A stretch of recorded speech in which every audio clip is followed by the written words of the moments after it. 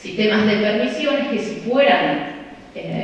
tuvieran como correlato servicios de aborto accesibles, sería un sistema relativamente amplio, siempre intermediado por el sistema de salud, pero relativamente amplio. Entonces hay problemas serios para transformar esta oferta, y eso requiere un trabajo, digamos, de mucha profundidad, de micro intervención, etcétera, para que cada uno de esos profesionales que interpretó que vivía durante mucho tiempo en un país que penalizaba totalmente el aborto y que no exigía la prestación de servicios de aborto legal, transforme su posición. Y eso es una barrera difícil de desmontar. Otra de las barreras también importantes desde el punto de vista de la demanda es, digamos, mostrar a las mujeres que viven en un país que les reconoce un derecho al aborto con la amplitud con la que, digamos, un acceso a un aborto no penalizado con la amplitud con la que lo hace esta interpretación del Código Penal. Entonces hay un problema elemental. Además de esos problemas más estructurales, hay una serie de problemas jurídicos que hacen que este proceso de implementación de estas reglas permisivas sea muy complejo. Por un lado tenemos algunos problemas que son inherentes a todos los modelos de indicaciones o permisos, y esa es, por ejemplo, la justificación que dio el gobierno de Zapatero y el comité que armó el gobierno de Zapatero para abandonar el modelo de indicaciones que estuvo vigente durante más de 17 años. Y esas barreras, digamos, son barreras que tienen que ver con el hecho de que mientras sostengamos la penalización, los permisos se van a considerar excepcionales, siempre va a existir la duda de si puede judicializarse o no la evaluación de cómo los médicos han juzgado que existía un peligro para la vida o para la salud de las mujeres, o si se ha efectivamente prestado ofrecido aborto ante una violación, o si se mintió, etc. Entonces existe en ese sistema una limitación estructural, que es que los médicos siempre van a intermediar el acceso a esos permisos, y esto es un problema, y esa intermediación siempre va a tener dimensiones de inseguridad jurídica que no pueden eliminarse. Entonces piensen que tenemos que transformar 80, 90 años de interpretación restrictiva de una norma sin reformar el texto de la norma, y además tenemos que lidiar con esta intermediación necesaria de los médicos. Pero además tenemos un conjunto de problemas de interpretación, de disputa jurídica y de aplicación de este modelo. Como se puede ver en los casos que han llegado a los medios en los últimos 6-7 años, hay actores dentro y fuera del sistema de salud y en el sistema judicial que cuestionan la constitucionalidad de este modelo. Lo que dicen es, desde 1994, esa norma del 1921 devino inconstitucional. Es decir, que cuando a una niña con el síndrome de Down se le deniega un aborto por violación, ese es el caso que supuestamente el Código tiene claro hace mucho tiempo, lo que se cuestiona es la legalidad de ese permiso. Es decir, que hay actores en nuestro sistema, a veces el sistema de salud, otras veces defensores o fiscales, que creen que la norma de nuestro código es inconstitucional. Y si bien todos los tribunales superiores de provincia que se han manifestado sobre la constitucionalidad de esta norma han, digamos, reforzado la concepción de que es constitucional, ese es un debate abierto. Entonces estamos además ante un modelo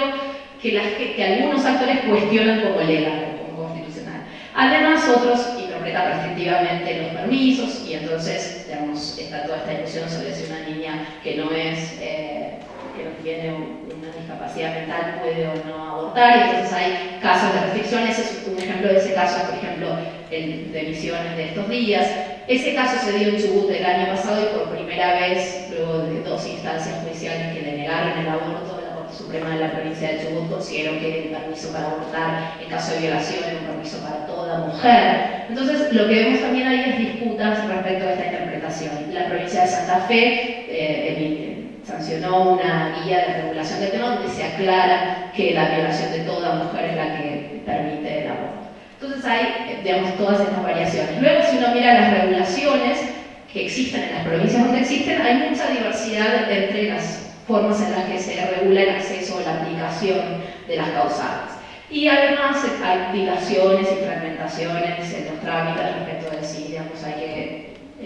pasar por una junta médica, una junta interdisciplinaria, un comité de ética de un hospital. Hay una cantidad de variaciones en las regulaciones formales e informales, y como también les decía, además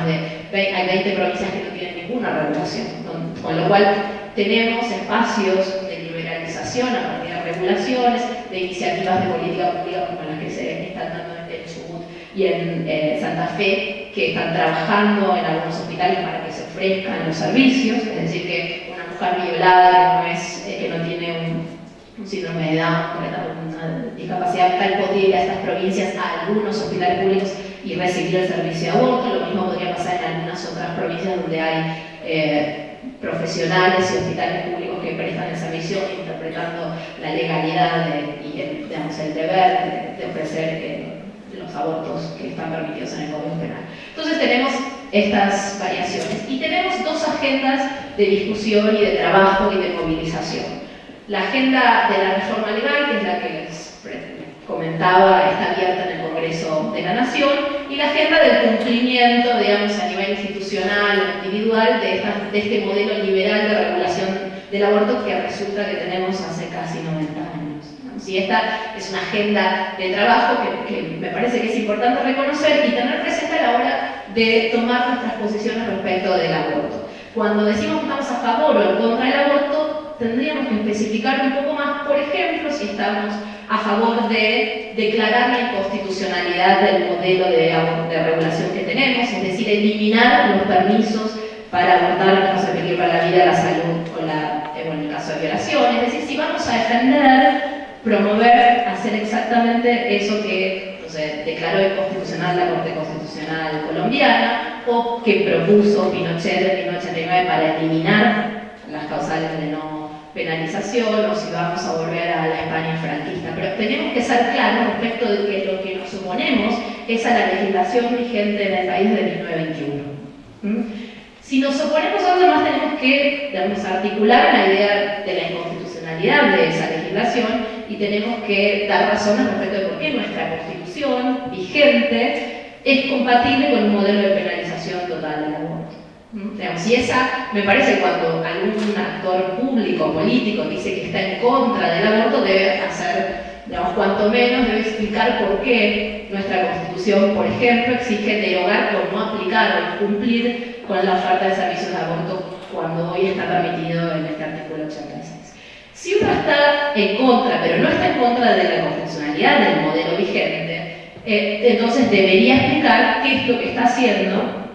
Supongamos que uno es un actor político con responsabilidades sobre el sistema de salud, qué es lo que está haciendo para que el sistema de salud en el que, digamos, tiene algún poder de gestión o autoridad ofrezca los servicios de aborto legal. Entonces esa es la otra posición. Uno puede estar en contra de una legalización, un abandono de la penalización en el embarazo temprano, de saltar el modelo de plazos, pero entonces tendría que explicar qué es lo que, digamos, hace para que el aborto, que es hoy legal, que está permitido en los permisos del artículo 86, sea ofrecido en los sistemas de salud de todo el país. Y también uno podría, además, tener que, digamos, obtener razones para justificar por qué el sistema que tenemos hoy es inconstitucional, pero no inconstitucional porque es muy permisivo, sino inconstitucional porque es muy restrictivo. Y esa es, me parece, la conversación que tiene el Congreso que dar. Si los estándares constitucionales vigentes en la Argentina de hoy no nos exigen algo más que los permisos que tenemos desde 1921. Y hay distintas razones, por eso hay razones de principios, hay razones de derechos humanos, donde obviamente los derechos humanos de las mujeres a su integridad física, a su libertad, a su igualdad, a una vida libre de violencia, a no recibir tratos crueles y degradantes, justifican pensar si el uso del derecho penal en el embarazo temprano es aceptable dado los compromisos constitucionales que tenemos y los importantes compromisos constitucionales que tenemos con la igualdad entre los sexos a partir de 1994, que no son, digamos, compromisos de igualdad formal, sino compromisos de igualdad sustantiva. Y lo otro que tenemos que hacer es ver cómo ha funcionado el sistema que tenemos de permisos en la práctica y la penalización del aborto en la práctica. Entonces, lo último que quería hacer era mostrarles una serie de datos que, además, digamos, de las cuestiones de derechos humanos que están involucrados en esta discusión, justifican para mí la discusión sobre el abandono de la penalización en el embarazo temprano. Es decir, que justifican que el proyecto de legalización del aborto que está hoy en el Congreso sea aprobado. Y entonces uno lo que ve es una serie de datos que hemos recolectado, es un trabajo de pedidos de información que hicimos con el CEDES y la Asociación por los Derechos Civiles, y en el cual cooperó también Aire respecto de la información que pedimos infructuosamente en La Rioja. Lo mismo nos sucedió, como muestra el archivo, en provincias como Río Negro, Santa Fe, Tucumán, Neuquén y Entre Ríos, con lo cual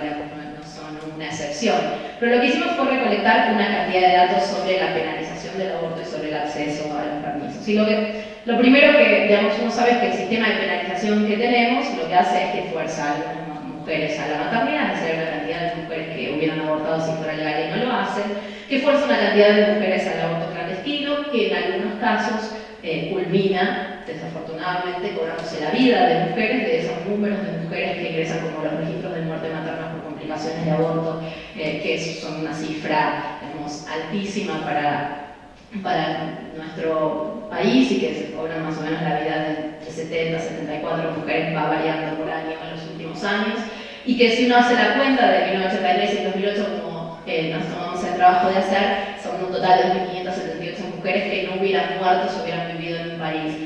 donde el aborto permitido es accesible o donde el aborto no está penalizado en el embarazo temprano.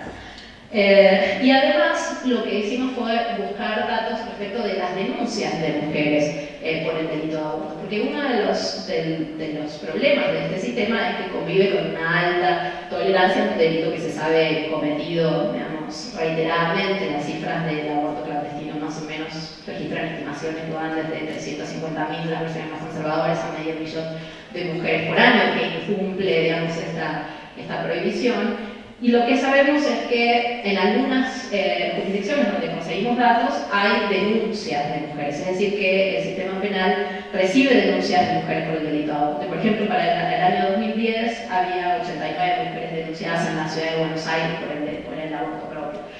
Entre el 2002 y el 2009 hubo 8 mujeres sometidas a juicio por aborto propio en la provincia de Mendoza. Esto quiere decir ya mujeres que no solo fueron denunciadas, sino que atravesaron un juicio penal. Y en todo el país, entre el 2002 y el 2008, hubo 22 mujeres condenadas por el delito de aborto propio. Entonces, el total de mujeres condenadas. Por un lado, es obviamente una cifra baja para la alta tasa de abortos clandestinos que sabemos que tenemos, y por otro lado, la cifra de 22 mujeres que, digamos, reciben toda la selectividad de ese sistema, que por supuesto no persigue el delito, porque, digamos, no estamos dispuestos a exigir su persecución. Si vemos las cifras para la ciudad de Buenos Aires, este es un ejemplo hecho para un año con todos los datos del año 2005, lo que sabemos es que el sistema de salud de la ciudad de Buenos Aires tiene 6.545 egresos hospitalarios por complicaciones posaborto para ese año. Es decir, que con nombre y apellido salen de los hospitales de la ciudad de Buenos Aires 6.545 mujeres que tuvieron complicaciones posaborto. Hay una proporción de esos abortos que son espontáneos y puede ser más o menos, con las estimaciones promedio, del 10%, y el resto de los abortos son abortos que el sistema sabe o presume que pueden ser clandestinos. Ahora, todos esos abortos no se denuncian, pero en ese año hay 148 mujeres que fueron denunciadas por el delito de aborto, según los datos de la Cámara Penal de la ciudad.